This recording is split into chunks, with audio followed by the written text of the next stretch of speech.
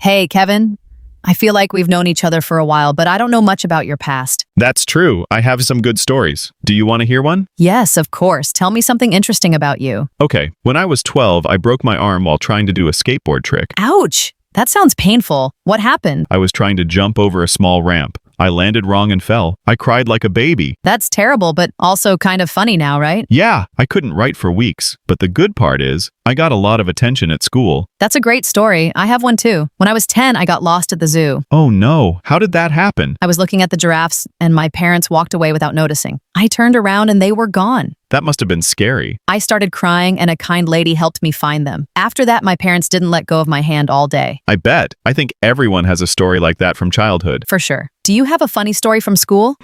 Yes. One time I wore mismatched shoes to class. I was in a hurry and didn't notice. No way. What did your classmates say? They laughed, but in a nice way. I was embarrassed at first, but now it's just a fun memory. That's great. I once fell asleep in class and the teacher called my name 3 times. Classic. Did everyone see? Yes. I woke up and said present while everyone was already laughing. I love these kinds of stories. They remind us not to take life too seriously. I agree. Sharing personal stories brings people closer. Exactly. Thanks for sharing yours, Laura. I feel like I know you better now. Me too, Kevin. Let's share more next time over coffee.